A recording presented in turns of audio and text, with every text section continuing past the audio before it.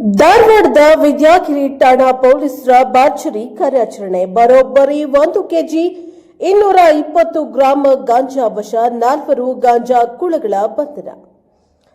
Sattur ಉದಯಗಿರಿಯ double road ಬಳಿಯಲ್ಲಿ ನಿಷೇಧಿತ ಗಾಂಜಾ ಮಾರಾಟ ಮಾಡಲು ಮುಂದಾಗಿದ್ದ 4 ಗಾಂಜಾ ಕುಳಗಳನ್ನು ಬಂಧಿಸುವಲ್ಲಿ ಧಾರವಾಡ ವಿದ್ಯಾಗಿರಿ ಠಾಣೆಯ ಪೊಲೀಸರು ಯಶಸ್ವಿಯಾಗಿದ್ದಾರೆ.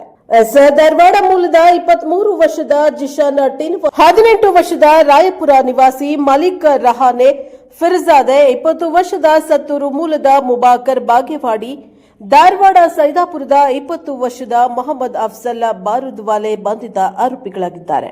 ಇನ್ನು ಬಂಧಿತ ಆರೋಪಿಗಳು ಒಂದು ದ್ವಿಚಕ್ರ ವಾಹನದಲ್ಲಿ ತಲವಾರ ಸೇರಿದಂತೆ ಮಾರಕಾಸ್ತ್ರಗಳೊಂದಿಗೆ ಧಾರವಾಡ ಸತ್ತೂರು ಬಳಿಯ ಉದಯಗಿರಿ ಡಬಲ್ ರೋಡ್ನಲ್ಲಿ ಗಾಂಜಾ ಮಾರಾಟ ಮಾಡಲು ಮುಂದಾಗಿದ್ದಾರೆ. ಖಚಿತ ಮಾಹಿತಿ ಮೇರೆಗೆ ಕಾರ್ಯಾಚರಣೆ ನಡೆಸಿದ ವಿದ್ಯಾಗಿರಿ ಠಾಣೆಯ ಪೊಲೀಸರು 4ರನ್ನ ವಶಕ್ಕೆ ಪಡೆದು ವಿಚಾರಣೆ ನಡೆಸಿದಾಗ ಅಂದಾಜು ಮೊತ್ತ ₹62,000 ಮೌಲ್ಯದ 1 ಕೆಜಿ 220 ಗ್ರಾಂ ಗಾಂಜಾ, ₹500 ನಗದು ಹಾಗೂ 3 ಮೊಬೈಲ್ ಸೇರಿ ಒಂದು ದ್ವಿಚಕ್ರ ವಾಹನ ವಶಕ್ಕೆ ಪಡೆದುಕೊಂಡಿದ್ದಾರೆ. ಈ ಪ್ರಕರಣ ವಿದ್ಯಾಗಿರಿ ಪೊಲೀಸ್ ಠಾಣೆಯಲ್ಲಿ ಪ್ರಕರಣ ದಾಖಲಾಗಿದೆ. Bureau report Santosh Medar, Prajapower TV, Dharwad.